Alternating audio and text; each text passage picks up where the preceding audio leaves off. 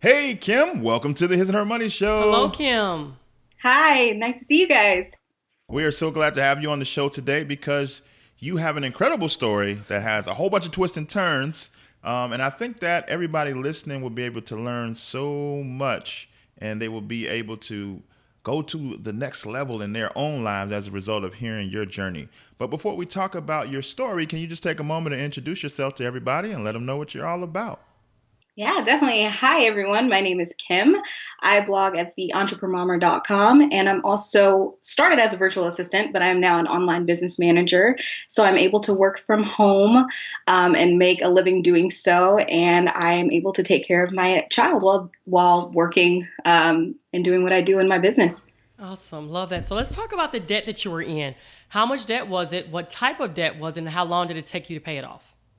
So, in retrospect to most people in their debt journey, we actually didn't have a lot of debt at all. We had about $20,000. None of it was student loans, thankfully, but it was a few poor choices that my husband had made before he met me, and also just things that had happened as we tried to transition into living together on our own. So, I met my husband when I was 18. I had no debt at all. Most of that was from him that he had kind of carried on once he got out of the military. But for us, it was a huge amount of debt because of the fact that for the first 2 years of us being together, we actually didn't even make more than $25,000 a year. So for us, $20,000 is a huge thing when you're barely making enough to cover it. So, So how long did it take you all to pay it off? Took about 2.5 years, almost three. And during those years, you all were making around $25,000? Yes. So until 2016, actually, we both of us combined only made $35,000 or less. So 2017 was actually the first year that I made, which was the first year of my business. I made $50,000. But before that, we had never made a penny over 35,000. So Wow. That's amazing. So, how did that feel? Because you just said it yourself out of your own mouth. You had this $20,000 of debt hanging over your head, and it felt. And I don't care what your income is. $20,000 of debt it has a weight to it. But for you all, especially because at no point during this process were you all making more than $35,000. So, what was it that allowed you all to even think that you all could possibly get rid of this $20,000 of debt? Because some people are in debt, and in their mind, it's when it feels impossible, they just say, "Forget it. I'm not going to worry about it. I'll just make the minimums," and it happens when it happens. So, what was it that rose up inside of you all? What made you all get to the place where you said, "You know what? I think that we can get rid of this debt"? Yeah, well, so I grew up in a household where I had one super saver parent, the parent that hated spending money, the parent that hated debt. And then I had one parent who was very into blowing all of the cash as soon as it came in. And my super saver parent actually taught me, hey, you never want to be in debt. You never want to owe someone something. You want to own everything you can outright. And so for me, not having debt was a huge goal. And it was always like a life goal, like, oh, I never want to be in debt. And same thing happened with my husband. He was never taught about money at all. While his mom was a super saver, his stepdad was very much a spender, and they still didn't really teach him how to handle his finances. So he kind of got into the world and thought, oh, I can just charge everything on credit and get loans and things like that. So for us, it was daunting at first, but because I knew I didn't want to have debt and I wanted to be debt free, I kind of coached him and got him on board of, hey, it doesn't have to be this way. We don't have to have debt like everybody else does. There is a way to live debt free. And so he kind of jumped on board. And since then, we've been learning together. And he's definitely kind of taken over finances too. And he loves it just as much as I do now. So. Awesome. So what were some of the things, the strategies and some of the things that you guys put in place while making 25,000 and at one point making combined $35,000 and you paid off this debt? Like, what did you guys do in order to do that? We cut out basically all bills that were not necessary. There was one point in time we were even sharing a cell phone because we were like, there's no point in spending so much money on two cell phones when, at the time I worked day shifts, he worked night shifts. So for us, it kind of worked out to have one cell phone and then the other person could call the other one at work if we needed them. And, for the longest time, we lived in a studio apartment. Like when we first got together, we lived in a studio apartment for ages. And it was kind of a bad neighborhood, but you know what? It kept all of our bills super low. Our rent was like $385 for a month. So it was fantastic. And, as time went on, we just found little ways to lower our living expenses and increasing that amount and putting it towards our debt. There was kind of a hiccup. We weren't really expecting to have a baby. So we kind of had to readjust there. But even then, I did things as frugally as possible. I tried to breastfeed for a little bit. And then from there, even asking the doctor for formula. People don't realize like your doctor will give it to you if you ask for it. And so that's a huge savings there. And when formula is $30 a container, but just keeping things as frugal as possible, turning off lights when you leave the room and things like that. And every extra penny we just threw towards debt. And when you first got married, number one, you all were young, like you said. You were given some financial principles from your family. Your husband was not. So that means that you all came into it with two different viewpoints. Like you said, your husband was just charging things and getting loans because he just didn't know any better at that time in his life. So how did you all come together and get on the same page? Because you all were looking at things very differently and you had total different worldviews about money. So talk to us about some of the steps that you all took just to get on the same page before even attempting to pay off that debt. Yeah, so some people might see this as kind of harsh, but it was the time that my husband got a car loan. And again, I didn't have any debt. My car was paid off in full. I had actually spent pretty much my entire high school savings on a car just so I could buy it outright. And I remember sitting in it was our living room / bedroom because we were in a studio apartment. And I was laying in our bed and I was just crying. And he's like, well, why are you crying? I don't understand. And I'm like, do you not realize that like all of the money that you're charging, I can barely afford to pay for groceries. Like I'm in college and we're both working full time and we can't even afford to buy groceries. Like I worked at Starbucks and I was having to bring food home from them just so we could eat. And that was a huge moment for him. And I remember telling him, I can't be with someone who's not going to take this as seriously as I am, because I don't want to live like this for the rest of my life. And I think him seeing me in that moment and seeing me upset kind of made it click for him and made him think, okay, well, I don't want to lose her. So let's jump on this together. We didn't have a lot of fights over it or anything. That was the only time that we had really sat and, talked about it because he didn't understand where I was coming from, but I never really tried to explain it to him either. And so him seeing me upset was really just a wake up call. And from there, he jumped on board. There was no hassle or anything of like trying to get him to see things little by little. He said, well, let's do this and let's go all in and we'll figure it out. So what was it at that point right there where he saw you and he realized, whoa, I'm blowing this, I'm messing up. And he had the realization that I'm going to do what it takes.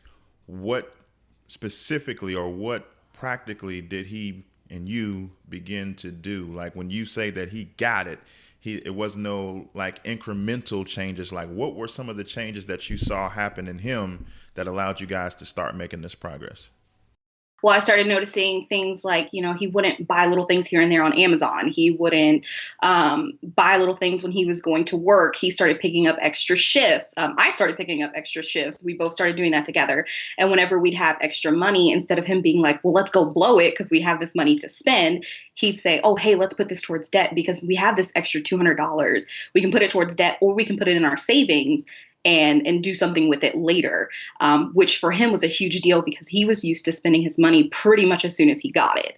And he had never really had to worry about someone else before. So seeing me and knowing that, he was not only taking care of himself, but taking care of me in a sense, we were taking care of each other. He just started doing those little things here and there of trying to make extra money and then taking that extra money and putting it towards debt. So while you guys were in the midst of, really grinding hard, trying to get out of this debt, you actually encountered a few obstacles along the way, one in which you had a bout of postpartum depression. So talk about that a little bit. Yeah, well, I had always suffered from anxiety and depression. Growing up, I was actually a parent of mine was abusive, and then I got into an abusive relationship before I was with my husband. So I'd always kind of suffered from those two things, and it was really, really hard for me to really sit there and deal with my emotions. And I always felt like, although I wanted to get out of debt when we got together, it was hard for me to wake up every day and like go to work and get things done and focus on things. I actually ended up dropping out of school, well, college, because at the time it was just too stressful for me to try to deal with that and working full time. And then once I had my baby, it's like my whole world just came crashing down. You know, they say having a baby is the most joyous experience of your life, and you're so excited and you're happy. And for me, I was excited, and I never thought that I could even have kids. And so to be able to have this joy in front of me was fantastic. But it's like, it was more than just hormones kind of crashing. For me, it was just hard to look at her without crying, and I felt like I was alone. And so even though my husband was right there, people think that, well, you have your husband right here, you shouldn't feel that way. But I did. But I just kept telling myself, like, you're going to get better. I started going to therapy. I started talking to our pastor and really trying to work through those issues so I could take the time and not only be a better mother, but also, a better wife, and start really focusing on my own journey. And that included, finances as well, because once you start taking care of yourself, everything else kind of takes care of itself as well. Now, you talked about the fact earlier that the pregnancy wasn't even like part of the plan at first. No. And then, it's a wonderful surprise. You're pregnant, you go through the process, you have the baby, and now here comes this bout of depression. So that's two things back to back that were not a part of your plan to get rid of this $20,000 worth of debt. For some people, they get derailed by different things. This is what derailed you all for a little while. But a lot of times when people get derailed, they don't know how to get back on track. How were you all able to figure out, after you went through these 2 seasons of toughness, how were you all able to get back to the plan that you originally started in the beginning? Yeah, well, at the time, after I had my daughter, we had paid about $5,000 of debt at that point.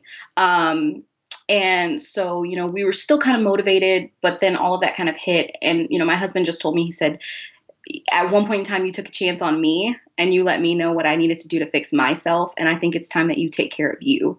You've been taking care of everyone your entire life. You've been doing all of these different things your entire life. And I don't think you really take care of yourself the way you should. And so for that, getting therapy was a huge part of it, which at the time, my full-time job did offer therapy up to 20 sessions, I believe. So that was a huge help because therapy is expensive if you don't have that great of health insurance or anything like that. And then after that point, and I started feeling better, I took it to a more spiritual level and started seeing my pastor, like a one-on-one, and talking to him once a week.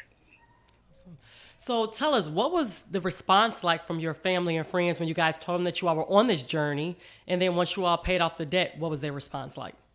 Yeah, well, unfortunately, I don't really have the best relationship with my family. But for a while, my sister was actually in my care. So we told her, like, we're going to have to be cheap about things. You're just going to have to deal with it because we're trying to get out of debt. And she was totally fine with it. And then his family, well, his mom was super supportive because she's all on board for, living within your means and not being in debt. And that's a big thing for her as well, especially now that she's thinking about retirement. She was super excited because she's like, well, then you won't have to worry about anything when you get to my age if you're living the way you're supposed to now. So they were all pretty excited. And then once everybody kind of found out that we had paid it all off, it was like kind of this joyous celebration of like, well, you've done it. So what now? And so everybody's excited, but they're like, well, what are you going to do now? Now, I know that part of the equation for you all was you all had to live super frugally, like you just mentioned. But another part of the equation was you all had to find ways to increase the income based on the salaries that you all were making. And I want to talk more about that right after this commercial break. So Kim, before we went to break, you were kind of giving us this background of the story where you all started and got through this journey to debt freedom. And I know a big part of that for you all was figuring out how can we make some extra money to throw at this debt. So give us some examples of some things that you and your husband did in order to bring home some extra money to make this happen. For sure. So it started with just picking up extra shifts. So at the time I worked at Starbucks. He had just gotten out of the military, and he was working. I actually can't remember, but he was working a minimum wage job at the time. So, but the good thing was they always had extra shifts because no one really wanted to work there. So, he would pick up extra shifts where he could. I would pick up extra shifts where I could. And I had been reading blogs since I was about 15 or 16 years old. And in my heart, I felt like I wanted to be an entrepreneur. I knew it would be good for me to grow that way and to kind of seek leadership and also trying to kind of do things on my own and figure things out. I've always been like a fixer, and I've always been someone who likes to be ahead of the game. And so my thing was like, well, I want to be a CEO by the time that I'm 30. Like, I don't care with what, but I want to do it. And so for me, starting a blog was a huge thing. And I did that about a year after I had my daughter. And with that, although the blog itself wasn't making money, I started finding different ways like, well, I can use this to get freelance writing gigs, and I can use this to market myself and do some virtual assisting and everything like that. So I just used those skills and started building up my portfolio as far as freelance writing and virtual assisting. And then my husband, he would do everything. He would take surveys for gift cards. He would go like do random jobs to just get some cash on hand. And he pretty much did whatever he could to just pull in some extra money when he could, when he wasn't working. And then once we had our daughter, we did have separate shifts because we didn't want to put her in daycare. She's never been in daycare. So with that, like when he was home with her during the day, while he was watching her, he'd try to do certain things online. Like, I know there's this, I think it's Amazon Turk or something like that, but he would do that and just, yeah, it's only pennies on the dollar, but that adds up when you're just watching your kid every day. So he would do things like that just to pull in some extra cash. Love reading, but wish you had more time to get into your favorite books? What if you could use the time you already have and listen to the books you already love? Well, now you can with Audible. With Audible books, you can be inspired, entertained, and educated anywhere, anytime. Choose from the bestsellers in self-development, business, nonfiction, and more. So what are you waiting for? Your first 30 days are free. Visit hisandhermoney.com/audible to get started today. That's hisandhermoney.com/audible. Talk a little bit about your journey and you making $50,000 in 1 year, right, on your business. Yes. I don't know if it was your blog or whatnot. So talk about that, the process, the journey, and what are some takeaways and tips that you can share? Because we know that a lot of people in our audience, they want to start a business, or some of them already have a business, but they're like, okay, how do I make more money in the area of my business? Sure. Well, I decided to take my business full-time September of 2016. I was basically given an ultimatum at my job. I had gone part-time so I could focus more on my business. At the time, I was freelance writing a lot more, and I kept getting more and more clients that wanted more and more work and more articles, and it was just taking too much time to try to side hustle while watching my daughter at night because my husband would be gone and trying to do everything else that I needed to do, and then go to work at the time I was working for a heating and cooling company. So those were like 9 to 12-hour days sometimes, not including the drive home. So with that, I went part-time and started revving that up. And then they finally told me in September, like, if you can't come back full-time, we're going to have to let you go. And so I said, well, if you got to let me go, I guess you just have to let me go because I want to see where I can take this business. So with that, I actually, at the time I was just freelance writing. And then in September, when I was let go, I said, well, what else can I do? What are my other skills? And I'm like, well, I've already worked in an office setting. I know how to do admin tasks. I know how to blog already. I've done all of these different things for the last year. Let's try virtual assisting. And I just reached out to favorite 10 bloggers at the time and just said, hey, do you need a virtual assistant? And the email was really awful. And like, I would never send that type of pitch out today. But I was just open and honest. And I said, hey, I basically need work. What can you offer me? And they did. And it's funny because out of those 10 people, 4 people replied and 3 of them are still clients today. So that was the start of it. And I started off at $16 an hour, which for me was huge because at the time I was only making like $13 an hour. So 16 was huge. And I just thought, what are different things that I can do? I started pitching like crazy, trying to find whoever would allow me to write or be their virtual assistant. And then after 6 months, I would raise my rates. I would pitch again, try to find new clients. And I started this little method, which I found out through one of my clients that I work with. She's also a virtual assistant. She's like, your method and your model to your business is completely different than anything I've ever heard, because I started relying on people to refer me.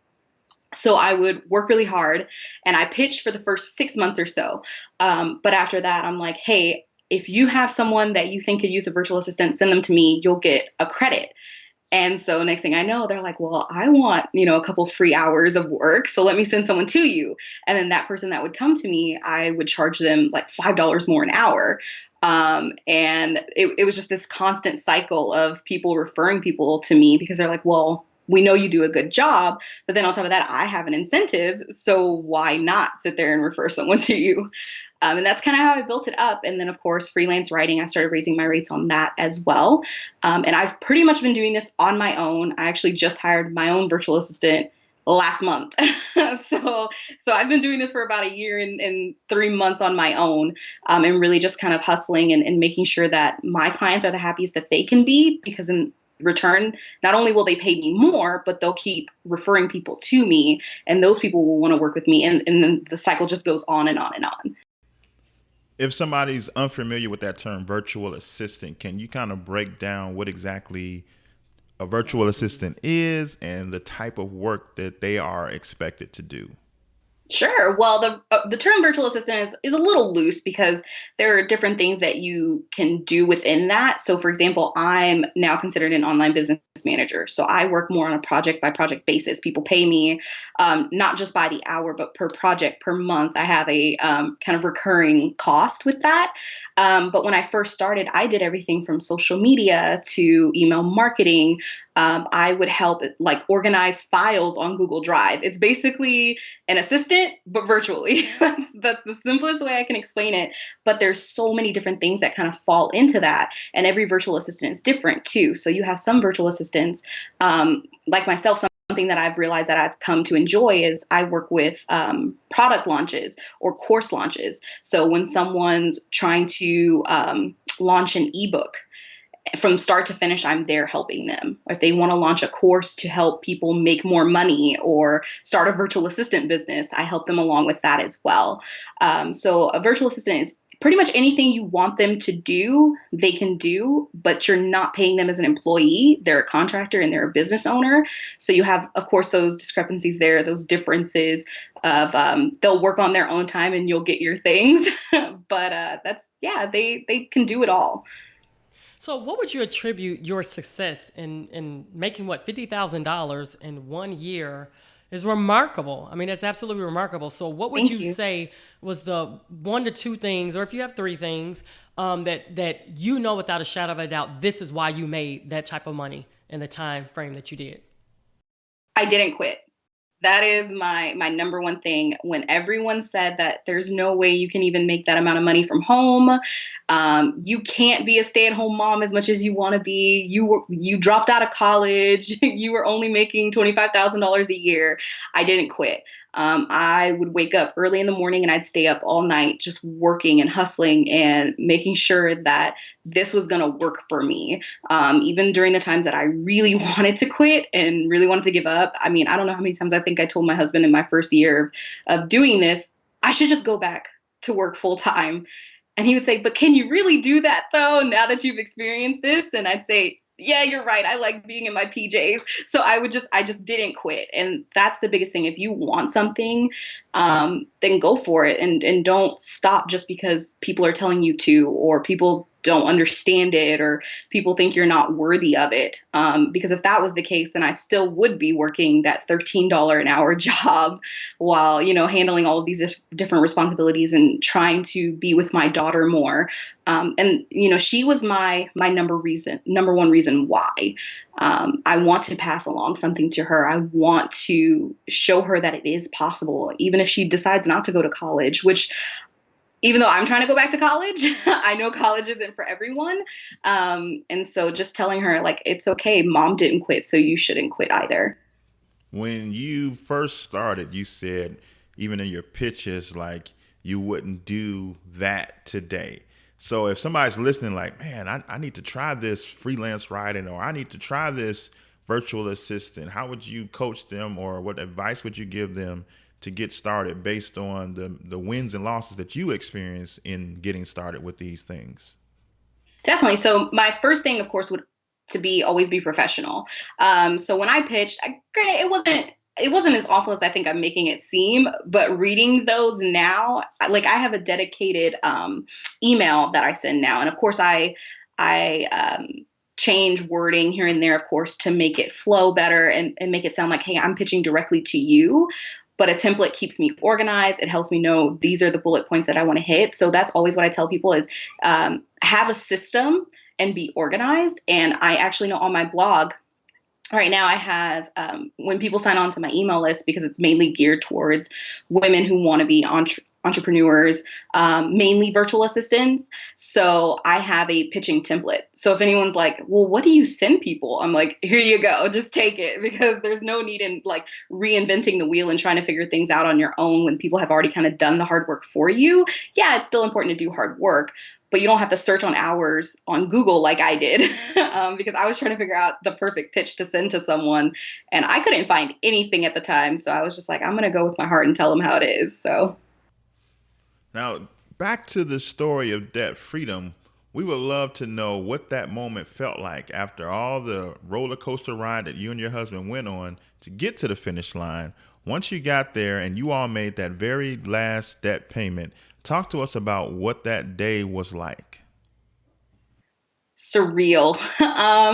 I can't even put it into words how incredible it felt. We actually had to wait 48 hours because it was telling us like, well, you still might owe a little bit of money from like your interest payments. And I was sitting there like, oh God, no, what if we still end up owing money? It's going to keep accruing. So we sat there for 48 hours and just stared at it, basically. Like, we kept checking it. And when it finally went through and we saw that zero balance, I cried, we hugged. It was just a huge surreal moment for us because, again, kind of going back, no one really expected us to be able to do it. Although we had all of the confidence in the world, when you constantly have people kind of knocking you down and say you can't do it, you do start to feel discouraged, even though we saw the numbers going down. Like, every month we just see them slowly going down. But, it got discouraging at times. So to see that $0 balance for us was just huge, because we knew at that point, like, we won't owe anyone anything for the rest of our lives, hopefully. It was fantastic. And after that, actually, we went and ate at a Chinese restaurant because we said that was going to be our thing. We weren't big believers in like going and blowing a bunch of like thousands of dollars on a vacation to celebrate it. So for us, just having that moment of like, we finally get to go out to eat again whenever we want to, and there's nothing anybody can say to us about it. Yeah. How did that next paycheck feel, or that next month after you all already paid off that debt? How did that feel to be able to keep your money that you earned? It was amazing. Well, okay, so we actually paid off our debt before I had to pay quarterly taxes. So that next month I had to pay quarterly taxes, and I was like, oh, like, I'm debt free, but the money still doesn't stop coming out. But it was nice to know that like I could afford to do it. Like, it wasn't a struggle. I was able to send it off like it was no big deal. And then to know that all the rest of the money was mine and I got to keep it and throw it into savings and start investing. It was amazing to know that like, oh, now that extra $400, $500 a month, I get to keep in my pocket. And so that was fantastic. And I wish we would have paid it off a little earlier so we could have celebrated just a tad more without quarterly taxes hitting. But it was still an awesome experience. Love that. So, what are your next goals? I know that usually once people pay off their debt, they don't stop there. You know, they're like, okay, we have a goal of doing this, whether it is buying a home or saving a down payment for a home. What are some of your next goals?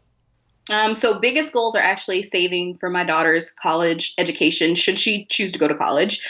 We've started a 529 plan for her. We've also started investing here and there. We're still a little timid on it, especially because we're still pretty young. So we're like, are we doing it right? And we want to make sure we're not, messing up or anything. We are saving for a home possibly within the next year and a half. But what we would like to do is pay for it in cash. So it's a huge goal. And, who knows what the world may bring. It might take us a little longer, but we are not going to get a mortgage for our house. So if it takes us a year and a half or 3 years, it is what it is. Right now, we actually stay with my husband's mom. So what we do is we help her cover all of the bills because she is technically a single mom now. So she's covering everything on her own. And it was always our dream to be able to help take care of her. And so that's something that we're able to do now that we don't have, a bunch of debt kind of looming. I'm able to just give her money and say, here, mom, fix what you need to fix and do what you need to do. And so we all kind of take care of each other. And then on top of that, it's nice because rent here in Kansas City has jumped up like crazy. And so it's nice to look up and not have to spend $1,200, $1,300 a month on an apartment. But instead we can take that and help her fix up her house and make sure that she's well taken care of for when we do buy our own. From this journey that you and your husband went on, what did you learn about yourself as a result of going through this that you didn't know before? I would say for me, it's that I was a lot stronger than I thought I was. For the longest time, I thought I was kind of weak, and I thought I was not necessarily a bad person, but someone who wasn't really going anywhere in life. Even though I had these aspirations and these dreams, I never really expected to go as far as I have already. And, just seeing myself kind of change and become stronger and kind of be in my light and let my gift kind of guide other people and help other people has really been important to me. And it's made me feel really good to know that I'm a lot stronger than anyone ever said that I was and I ever thought I was. And it makes me proud to be who I am now. What would be some book recommendations that you would offer to people that you held close to you during this journey? It doesn't necessarily strictly have to be about money, but something or some books that impacted you that you think people should know about.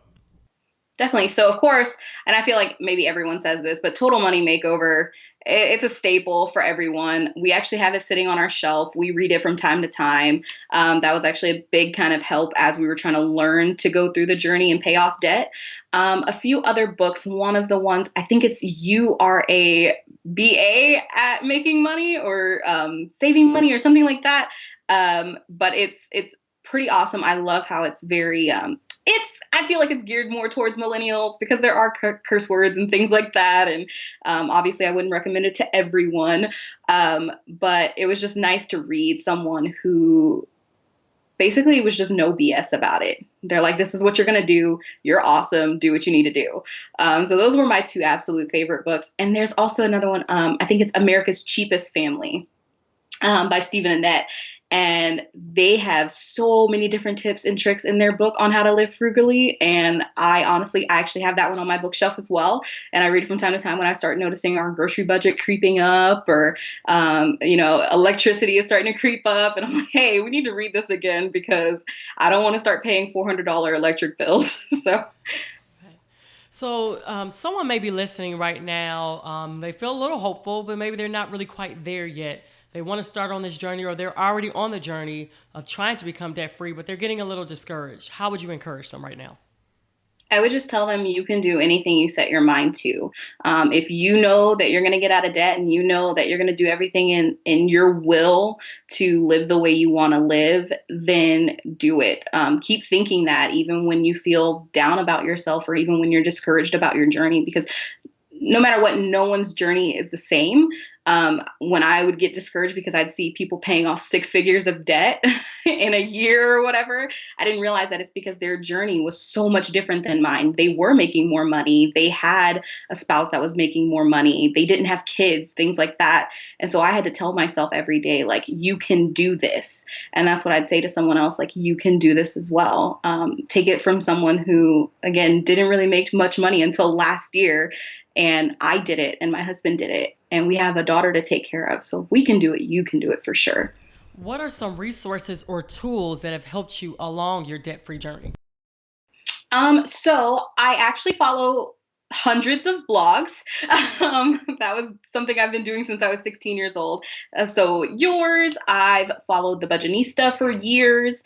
My first client, I'm actually going to give her a shout out. Her name's Kayla Sloan, and she actually she's a single girl paying off over $100,000 in debt. And so seeing her kind of blog about it and seeing her do it all on her own, mind you, really kind of put a pep in my step, because I'm like, well, if she can do it, I should definitely be able to do it, because I don't have the $100,000 in loans. And so definitely following her. Kat Alford is another one. I love following her journey and her husband's journey. Just lots of different blogs. And I would definitely point someone to like personal finance. Just Google personal finance blogs, and so many different ones will pop up. Definitely reading books. I've learned, I think you guys just posted about this on Instagram the other day, where you're saying the typical entrepreneur reads, like, what is it, 4 books a month or something like that? I know it was some number, and I was like, oh, I'm a little low on that. I need to So definitely read lots of books, even reread books if you have to, just to get yourself motivated and to help you pay off your journey. Because I don't know how many times I've read Total Money Makeover, probably hundreds of times, but it helps. So tell people a little more about your website and how they can stay connected to you. Yeah, well, my website is theentrepreneurmommer.com. Now I'm kind of transitioning. Although I still blog about virtual assisting and freelance writing, I've realized I'm pretty fantastic at productivity and trying to balance it all, especially now that I'm actually trying to launch 2 more businesses this year. And they're kind of secretive right now because I don't really know what I'm doing at this point, trying to run 3 different ones. But they're been productive. So that's definitely something that if someone's needing tips and tricks on how to be an entrepreneur, especially as a mom, those are the ones I cater to. And then, of course, all through social media, I'm the Entrepreneur Mommer. So it's easy to find me. And we'll be sure to have links to everything that you mentioned in the show notes of this episode. This has been amazing. Yes. Your story has been incredible, and we're so appreciative of you taking time out of your busy schedule to share with our audience today. Thank you. Thank you so much. Thank you, guys.